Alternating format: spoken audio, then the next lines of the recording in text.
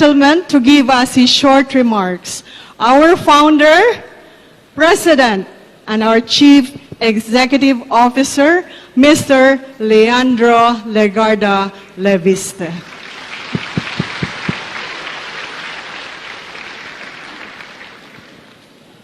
Mr. President, Secretary Cusi, Director General Plaza, Administrator Masungsong, President Benavides, guests from government, private sector, civil society, mga kababayan, mga kaigsoon, maayong hapon kaninyong tanan.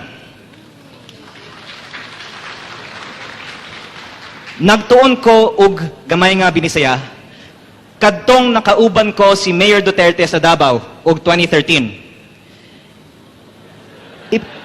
Ipinagbilin ako ng aking ina na mag-OJT kay Mayor Duterte. Nung nagkita kami, niyaya naman ako ni Mayor Duterte na sumakay sa kanyang taxi. Magpatrol daw kami ng Davao at manghuli ng kriminal. Sa buong Pilipinas, wala akong nakilalang leader na may tapang at malasakit katulad ni Mayor Duterte. Kaya naitanong ko, Mayor, you've done so much for Davao. Why haven't you run for national office? Kanyang sagot, the country is not ready. Many events have since transpired, and the rest, as they say, is history. Today, we are so grateful that President Duterte answered the call to run in the 2016 elections to bring change to the Philippines. And we are so humbled, Mr. President, that you have made a visit to our factory to bring attention to one of the greatest problems of our economy, the lack of manufacturing due to the expensive cost of electricity.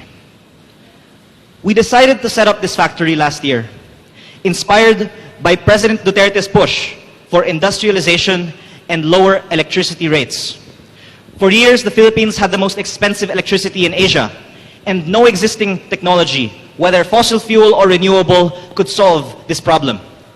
Only a new and improved technology could radically lower the cost of power. Meron po kaming nabasa sa internet na sabi ni President Duterte, as is on the screen, solar is becoming cheaper now. It used to be very expensive, and now the price is diving. Mr. President, it is wonderful to know that you have been monitoring the trends of the solar industry. And we are pleased to inform you that since you made those remarks in May of 2016, the cost of panels from this facility is in fact now 40% lower than the imported panel price at that time. This is made possible by the expertise of Filipino engineers who used to work for a US solar company that shut down 2 of its factories last year and are now our employees. If we can ask the solar manufacturing employees to please stand up and be recognized.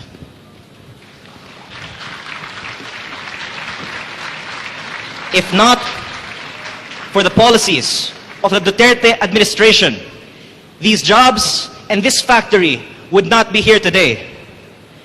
Mas magaling pa ang mga Pilipino kaysa sa mga ibang bansa. And that is not just a statement. Napapatunayan yan kasi ang mga Chinese mismo sa factory na ito nagpapagawa ng solar panel sa Pilipino. Half of the output of this factory will be used for assembly with Chinese companies exporting to the US and Europe.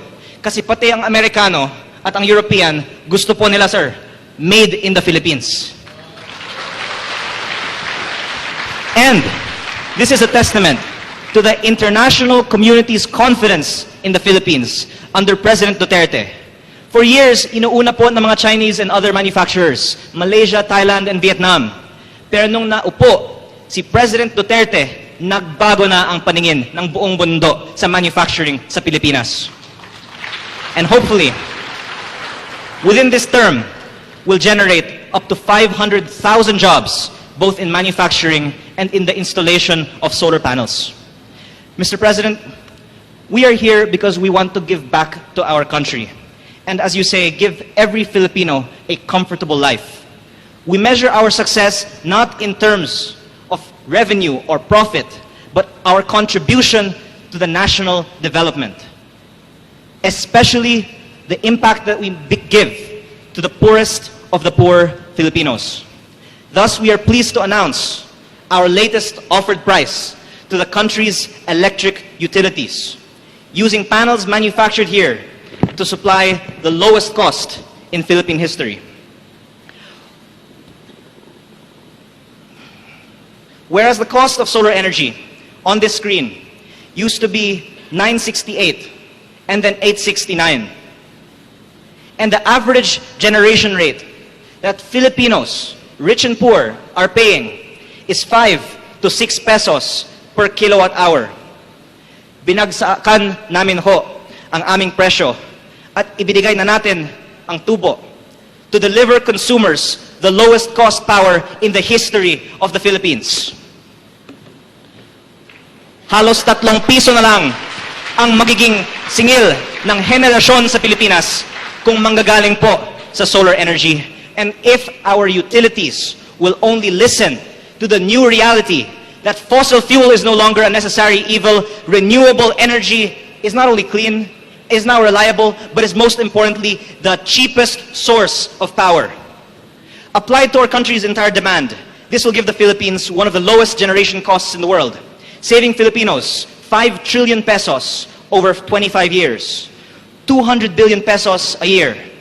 So the average Filipino paying 3,000 pesos a month will only pay 2,000 pesos a month. Everyone will save 30% on their electric bills. This does not need any new technology, nor, most of all, it does not need any subsidy or direct government support. Customers like SM have already shown that solar means savings and are doing it in their own private capacity. What this needs is for EPIRA's retail competition and open access policy to be implemented so consumers will have the right to choose where to buy their electricity rather than being monopolized by a few players. However, Mr. President, no matter how low generation rates become, low-cost power cannot reach our countrymen, especially the poor, if utilities block consumers from accessing solar energy. Marami hong mga nagsasabi na kung mag-install ka ng solar panel sa inyong bubong, puputulan ka ng electric cooperative. Mura man ang generation, kung minomonopolize ang distribution, hindi ito mapapakinabangan ng karaniwang Pilipino.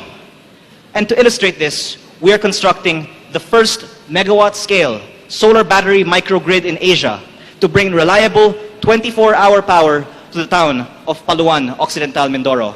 And we have a brief AVP to show about this town.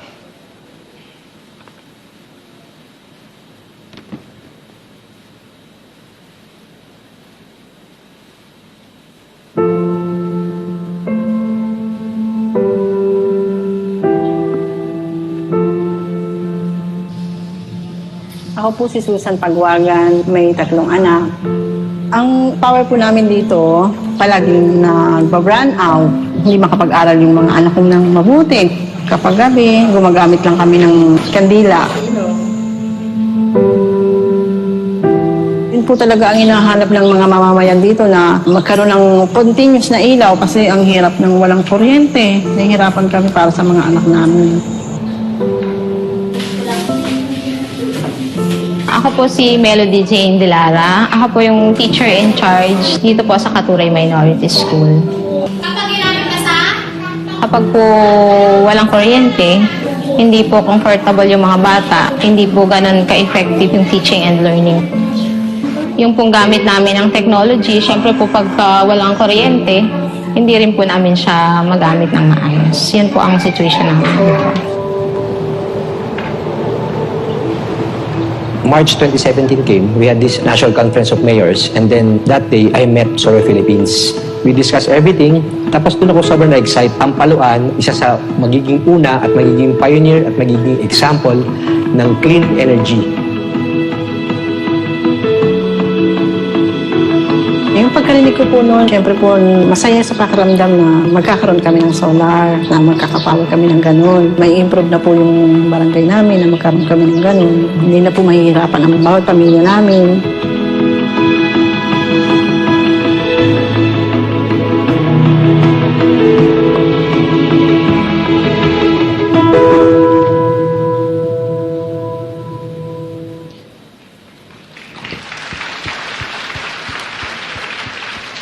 As the text in the outro of the video states, the Philippines can reach 100% rural electrification during the term of this administration, if only every Filipino is allowed to install and avail of solar energy.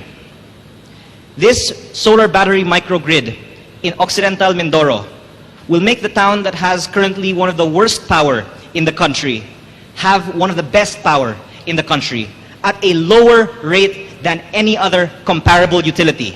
Mag-brown out man ang buong Luzon, matumba man ang national grid, may ilaw pa sa Paluan, Mindoro kapag matapos po itong proyekto.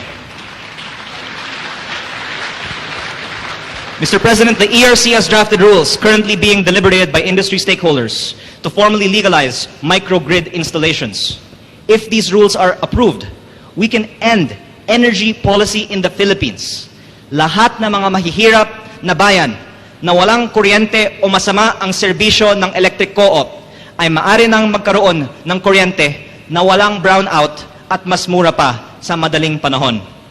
Sa Luzon, Visayas at Mindanao, nilalapitan kami ng mga consumers na gustong magkabit ng solar na walang puhunan, hulugan lang, katulad ng setup namin sa SM. Dito mismo, sa bayan ng Tanawan, Batangas, napakaraming mga consumers gustong magbuo ng sariling solar cooperative dahil sa rotating brownouts ng co-op. Ngunit, hanggat malinawan ng ERC na maaring kumuha ng kuryente ang consumer sa kung saan man nais nila, magkakaroon pa ng iilang mga kooperatiba na sasabi na kung maglalagay kayo ng solar panel, puputulan namin kayo. If given the right to build solar cooperatives, as well as the elimination of red tape resulting from President Duterte's Executive Order 30 to expedite the permitting of power projects, we can commit today that DOE and NEA's goal of 100% electrification can be achieved for barangays by 2019 and every household in the Philippines by 2022, by which time every Filipino will be able to enjoy reliable 24-hour power and save 1,000 pesos a month on their electricity bills. Sa pamamagitan ng factory na ito, bababa na ang presyo ng kuryente sa Pilipinas. Dadami ang magkakaroon ng trabaho sa mga pabrika. Mapapabilis ang pag-unlad ng Pilipinas at hanggang sa mga susunod na henerasyon, maaalala na kaya ang Pilipinas na dating pinakamahal ang kuryente sa Asia, naging pinakamura na dahil sa mga progresibong polisiya ng DOE, NEA at Duterte administration. At salamat sa pinakamatapang at may malasakit na presidente sa kasaysayan ng Pilipinas. Maraming salamat po.